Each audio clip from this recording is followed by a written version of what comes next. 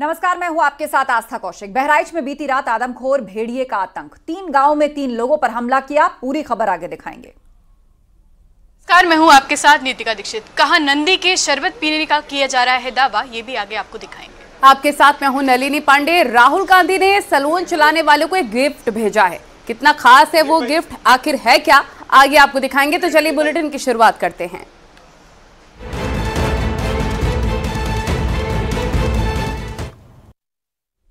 बहराइच में छठे भेड़िए की तलाश में लगातार सर्च अभियान चल रहा है, लेकिन भेड़िए का आतंक है कि कम होने का नाम नहीं ले रहा। बहराइच में बीती रात भी भेड़िए ने 3 लोगों पर हमला कर दिया, जिससे अभी दर्जनों गांव खौफ के साए में जी रहे हैं।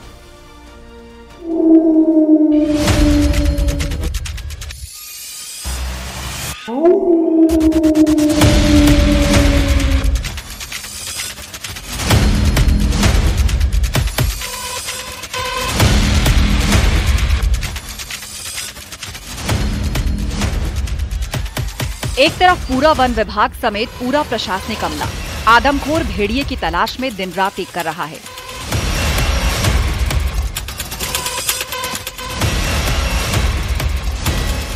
तो वहीं दूसरी तरफ भेड़िया वन विभाग की टीम को लगातार चकमा देने में कामयाब हो रहा है। इतना ही नहीं, कड़ी पहरेदारी के बावजूद भी भेड़िया अपनी मान से निकलकर हमला करने आ रहा है। बीती रात फिर से भेड़िए का आतंक देखने को मिला, जहां उसने खूनी खेल खेला।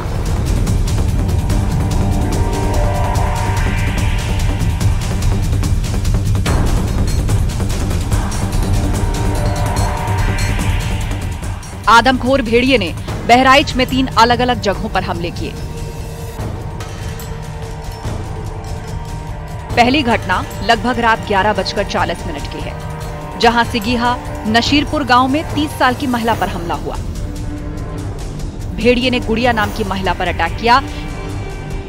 ये आप घर में दिखाइए कि किस तरह से ये घर है गुड़िया का। 28 वर्षीय उनकी उम्र है और यहीं पर देखिए बाहर खाना पकता है और कोई दरवाजा नहीं है, किवाड़ घर में है ही नहीं। तो किवाड़ का ना होने का फायदा भी ये भेड़िया उठा रहा है। अगर इन घरों में किवाड़ लग जाएं, दरवाजे लग जाएं, तो शायद भेड़िए की जो मुसीबत है वो थोड़ी कम हो जाए और इन ग्रामीणों को थोड़ी राहत मिल सके। ये जितनी भी महिलाएं अपने बच्चों को साथ लेकर के यहाँ घूम रही हैं, आप देख सकते हैं इन तस्वीरों में कि कैसे ये सभी बेहद परेशान हैं और परेशान हाल। ऐसे देखिए दूसरा घर भी है, ऐसे नहीं कि यही घर, अगर ये दूसरा घर आप देखें तो किस तरह से यहाँ पर सभी घरों में किवाड़ नहीं है, दरवाजे नहीं हैं। तो यकीनन ये तस्वीर अपने आप में बताती है कि किस तरह से भेड़िए का खौफ है। और बाहर की तस्वीरें भी दिखाइए जरा गोपीगिरी कि किस तरह से बाहर का इलाका है और भेड़िया किस तरफ से आया होगा। आप ये तस्वीर देखिए कि किस तरह से बाहर का जंगल का इलाका है और यहाँ पर देखिए खेत है, बाहर एक खेत है और इसी तरफ से भेड़िया भागा है, ऐसे ग्रामीण कहते हुए नजर आ रहे हैं। ये सड़क जो जा रही है और आसपास का जो खेत का इलाका है, यहीं पर इसी इलाके से भेड़िया आता है और गुड़िया के घर पर हमला करता है। बच्चे को उठाने की फिराक में रहता है कि बच्चे को उठा करके वो ले जाएगा और उसके बाद मां ने अपने बच्चे को बचाने के लिए भेड़िए का वार सहा और उसकी गर्दन पर भेड़िए ने अटैक किया। 11 बजे के आसपास की घटना है और 11 बजे के आसपास भेड़िए ने इस घर पर अटैक किया और फिर जब सारा गांव जाग गया, रथ जगा हो गया, तब ये भेड़िया भागा है। इसके बाद सम्मनपुरवा गांव में भी भेड़िए ने कहर बरपाया। रात करीब 1:30 बजे भेड़िया फिर हरकत में आया और 40 साल की महिला पर हमला हुआ।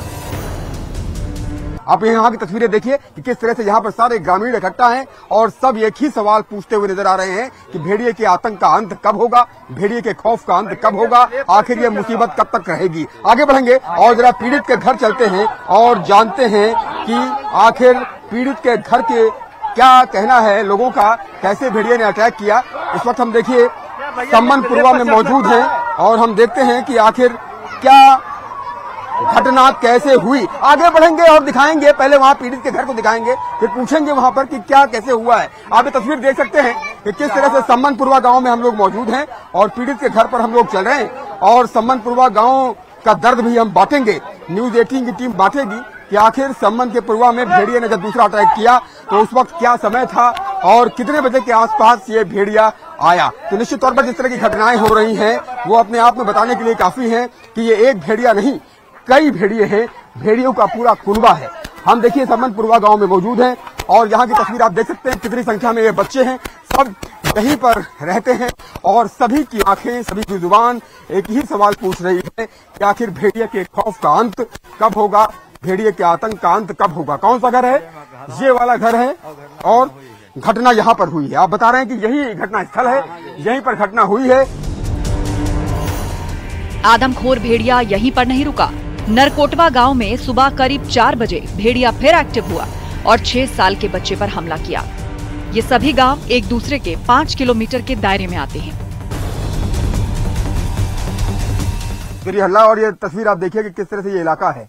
इस इलाके में सामने खेत है, बगल में जो है पानी भरा हुआ है और यही सामने बिल्कुल टारगेट पर घर है और इस घर में कहीं कोई दरवाजा नहीं है, बस खाली 2 दरवाजे इस वाले घर में लगे हुए हैं। लेकिन जिस घर में ननकऊ सो रहा था उसमें दरवाजा नहीं है, वो मिट्टी का बना हुआ है और उसी में ये 5 साल का बालक सो रहा था। उसकी माँ है क्या यहाँ पर? अगर माँ है तो वो बहराइच में गई है।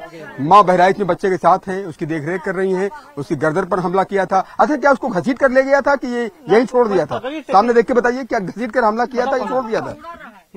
क्या दादा ये बताइए, खड़े होइए जरा। हमला किया, खाली जो है हमले किया कि घसीट के ले गया? कहाँ मिला था फिर? थोड़ा दाबे से पकड़े से जैसे चिचिया ना तैसे दौड़े का वह पर गिर जाओ जाग गए। मतलब जैसे बच्चा बोला पीछे आगे आगे हमला किया, कहीं तनी खाली चिचियाए पाए से और जसूर चिल्लान है तैसे दौड़ के हमारे लौंडन पर गिरा गया। आप ये कह रहे हैं कि चिल्लाने का मौका बच्चे को मिल गया। उसको मतलब पूरी तरह से जकड़ नहीं पाया, इसलिए चिल्ला पाया। अगर चिल्ला ना पाता तो ले गया था, तो ले चला जाता। भेड़िए के हमले में घायल हुए लोगों को अस्पताल में भर्ती कराया गया है। हम बच्चे लेके गोद में लेटे थे और लेट नहीं रहे, वाला आदमी जलाया था। बस हमको जैसे आवा तैसे नटे दाबा, तैसे हम चिल्ला के रोने लगे। तब सब कोई दौड़े, तब वो भेड़िया माँ जुंधरी में पिल गए। पीछे मकई लगी है। भेड़िया ही था? भेड़िया थे जी। कुत्ता उत्ता तो नहीं था? नहीं जी, कुत्ता उत्ता नहीं, भेड़िया जी। लोगों के चेहरे पर खौफ साफ पढ़ा जा सकता है। सम्मनपुरवा गांव में जिस महिला पर हमला हुआ, कहा जा रहा है कि महिला के साथ उसकी बेटी सो रही थी। भेड़िया उस पर हमला करने आया था। महिला ने अपने बच्चे को किसी तरह उससे बचा लिया, लेकिन भेड़िए ने उस पर हमला कर दिया।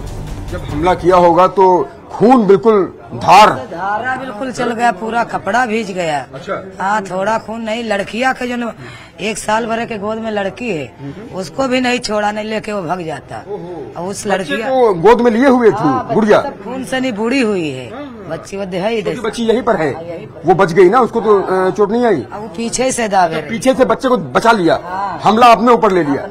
सो रही थी वहीं बाहर बरामदे में और एकदम से अटैक किया। नींद में थी, ये भी नींद में रही होंगी और बच्चे को उन्होंने पीछे कर लिया। जब उसको हुआ तो वो चिल्लाया, तो बच्चे को पहले दाब लिया, तो इधर ऐसे खून पकड़ के नटाई और चिल्लाया। माँ के लिए बच्चे के लिए भेड़िए से भिड़ गई माँ। हाँ, तब उसको काट डाला। भेड़िए से भिड़ गई माँ अपने बच्चे के लिए, बच्चे को बचा लिया और भेड़िए का सामना खुद कर लिया। 8 साल की लड़की और लेटी थी वहीं। अच्छा। लेकिन वो पर नहीं, दोनों लड़कियां बच गई, उस पर हमला कर दिया। मंगलवार की रात भी भेड़िए ने महसी तहसील के खैरी घाट थाना क्षेत्र के रायपुर कोरियन टपरा गांव में 50 साल की महिला पर हमला किया, जब वो घर के बरामदे में सो रही थी। छठे भेड़िए की तलाश तो तेज कर दी गई है, लेकिन उसे पकड़ पाना बेहद मुश्किल होता जा रहा है, क्योंकि बारिश की वजह से भी ऑपरेशन में दिक्कत आ रही है। अभी तक भेड़िए के हमले में मारे गए लोगों में 9 बच्चे शामिल हैं, वहीं 50 से ज्यादा लोग घायल हुए हैं। भेड़िए के हमले से घायलों को 5,400 रुपए की आर्थिक मदद भी मिली है। ई पेमेंट से घर वालों के परिजनों के खाते में रकम भेजी गई है।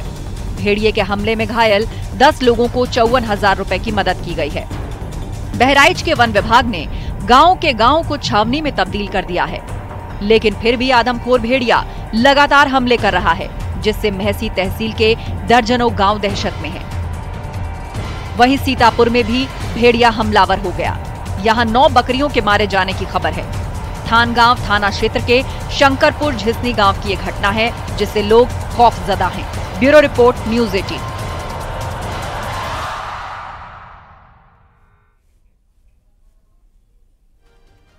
अपने घर के आंगन में शिव मंदिर बनाया है। उसने दावा किया है कि नंदी वहां पर शरबत पी रहे हैं। क्या है पूरा मामला, आइए जानते हैं।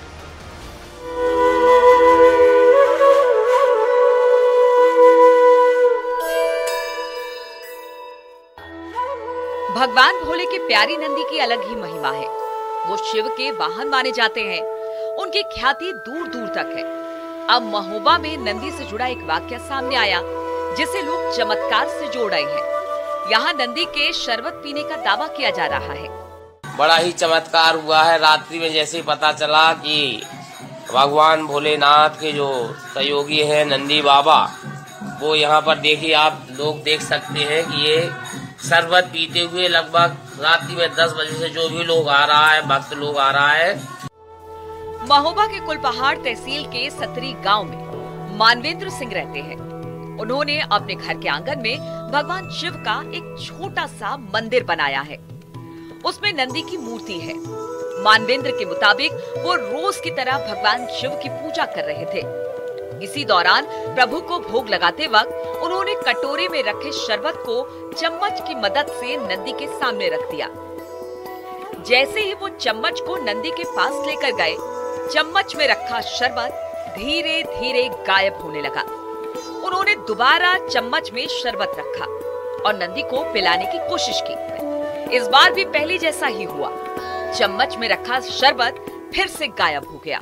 बड़ा ही चमत्कार हुआ है। रात्रि में जैसे ही पता चला कि भगवान भोलेनाथ के जो सहयोगी हैं नंदी बाबा, वो यहाँ पर देखिए आप लोग देख सकते हैं कि ये शरबत पीते हुए लगभग रात्रि में 10 बजे से जो भी लोग आ रहा है, भक्त लोग आ रहा है, वो उनके हाथों से। और ये मानू राजा, तो ये आप कितने बजे पता चला था? 10 बजे। पिलाइए, अच्छा एक बार और पिलाइए। देखिए फुल चम्मच। और कुंवर मानवेंद्र सिंह जो कि सतारी के रहने वाले हैं, ये देखिए फुल चम्मच भरी हुई है यहाँ पर। और ये नंदी बाबा पूरा शरबत पीते हुए ये लगा। इसके बाद तो मानवेंद्र ने इसे प्रभु का चमत्कार मानते हुए इसका वीडियो बनाया और सोशल मीडिया पर वायरल कर दिया। गांव और आसपास के इलाकों में भी नंदी के शरबत पीने की खबर तेजी से फैल गई। इसके बाद तो गांव के लोगों का मानवेंद्र के घर पर तांता लग गया। अब वहां पहुंचे भक्त भी नंदी को शरबत पिला रहे हैं और इसे प्रभु की महिमा बता रहे हैं। मानवेंद्र के घर पर भगवान शिव का भजन कीर्तन भी शुरू हो गया है। वहीं सोशल मीडिया पर वीडियो वायरल होने के बाद इस पर लोगों की तरह तरह की प्रतिक्रियाएं सामने आ रही है। कुछ लोग इसे आस्था से जोड़ रहे हैं तो कुछ लोग इसके चमत्कार होने से इनकार कर रहे हैं। फिलहाल सतरी गांव में शिव मंदिर के पास लोगों का आना जाना बना हुआ है, जहां लोग शिव भक्ति में लीन है। महोबा से न्यूज़ 18 के लिए मनोज ओझा की रिपोर्ट।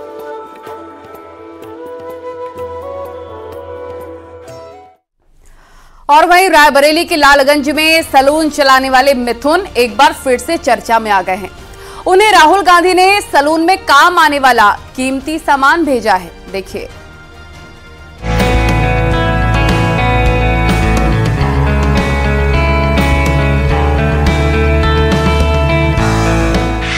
ये तस्वीरें ज्यादा पुरानी नहीं है। उस वक्त देश में लोकसभा चुनाव चल रहे थे।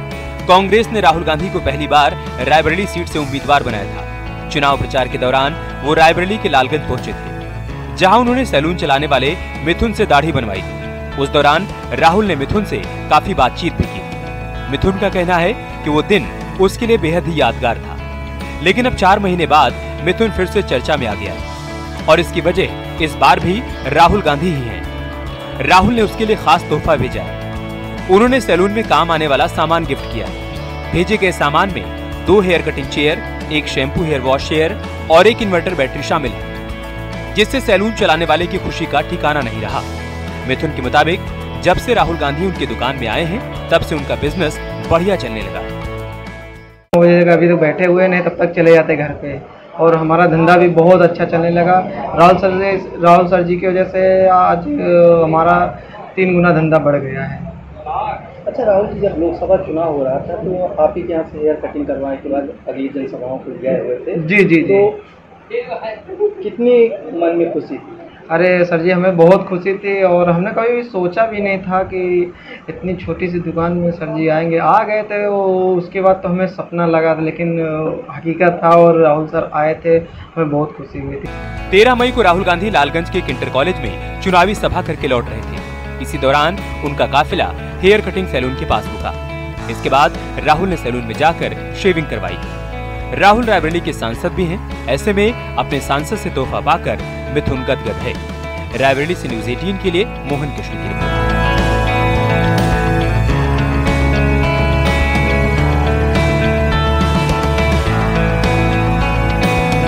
कहें कि महाबली रावण भी उत्तराखंड के पहाड़ी गीतों को सुनकर खुश होता था और उसके दरबार में बकायदा पहाड़ी गीतों पर डांस भी होता था, तो आप यकीन नहीं करेंगे। ये रिपोर्ट देखिए।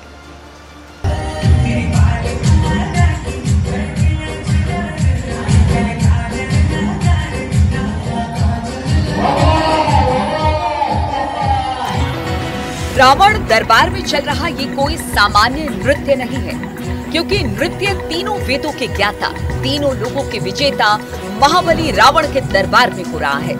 और ये दरबार सजा है अनोखी रामलीला में।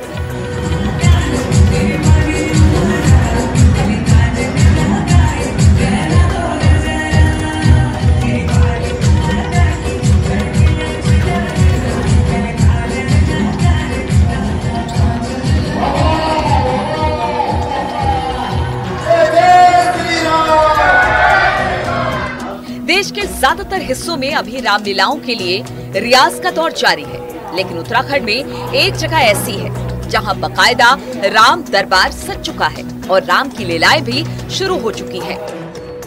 और ये सब हो रहा है हल्द्वानी के नीलियम कॉलोनी के इस सिद्धेश्वर महादेव मंदिर में। मॉनसून के बीच रामलीला का मंचन क्या जारी है।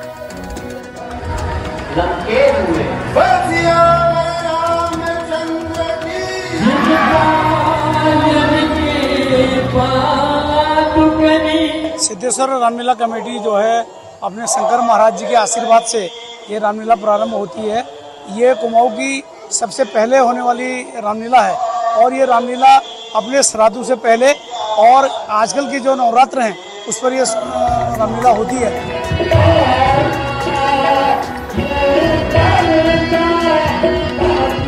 अगर सिद्धेश्वर मंदिर की इस रामलीला को बेमौसमी रामलीला कहा जाए तो गलत नहीं होगा, क्योंकि ज्यादातर रामलीलाएं नवरात्र के समय में होती हैं। ऐसे इस बेमौसमी रामलीला को देखने खूब दर्शक उमड़ रहे हैं।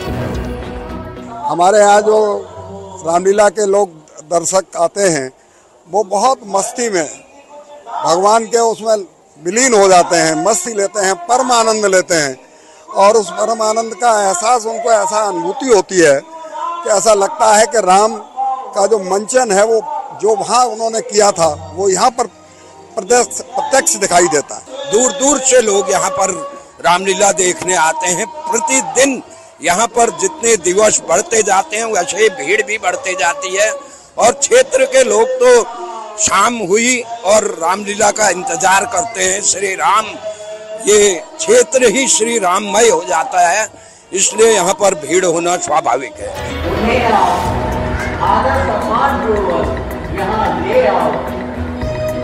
जाहिर है राम दरबार के लिए हर मौसम मुफीद है और इंटरनेट और मोबाइल के दौर में ये रस बना रहे, इसके लिए रामलीला कमेटी ने मजेदार प्रयोग किया है।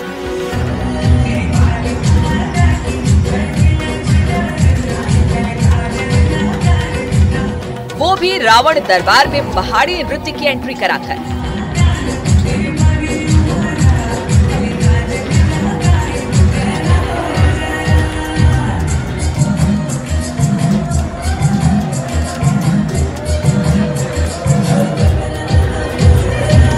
जो पहाड़ी गानों पर नाचकर रावण के साथ ही रामलीला में आ रही जनता का खूब मनोरंजन कर रही है।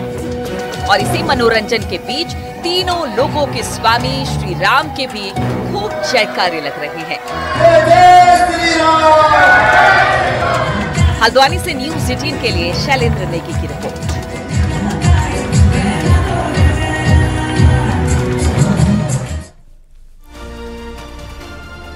और मध्य प्रदेश के देवास से खबर, जहां ग्रामीणों ने 2 युवकों को रोहिंग्या समझकर पीट डाला, मगर उनकी पिटाई की गई तो वो हिंदू निकले। पुलिस ने जब जांच की तो पता चला कि दोनों उत्तर प्रदेश के अमेठी के ही रहने वाले हैं। पीड़ित फिलहाल इंदौर में रहते हैं, जो कि जोगी समाज से आते हैं। दरअसल 12 सितंबर की शाम देवगढ़ में एक साधु के वेश में 2 लोगों को ग्रामीणों ने पकड़ा। वो भिक्षा मांग रहे थे। इन लोगों ने अपना नाम रोहित और दीपक बताया, मगर लोगों ने रोहिंग्या होने के शक में इनकी पिटाई कर दी और इसके बाद दोनों को थाने भी ले जाया गया।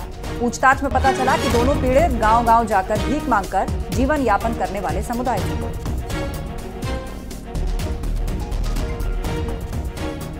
जनता द्वारा इनको चेक किया गया था, तो चेक करने पर इनके पास से, राहुल के पास से 2 आधार कार्ड मिले थे जो सेम है।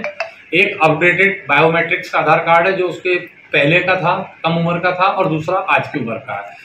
और जो दीपक का था उसका 16 वर्ष का है, वो अपडेटेड हुआ नहीं है, अभी वो अमेठी जाएगा तो उसके द्वारा पुनः उन आधार कार्ड को अपग्रेड करना बताया है। टोटल 3 आधार कार्ड है, जिसमें से 2 आधार कार्ड राहुल के और 1 आधार कार्ड दीपक का है। उसमें कहीं भी कोई संदिग्ध नहीं है।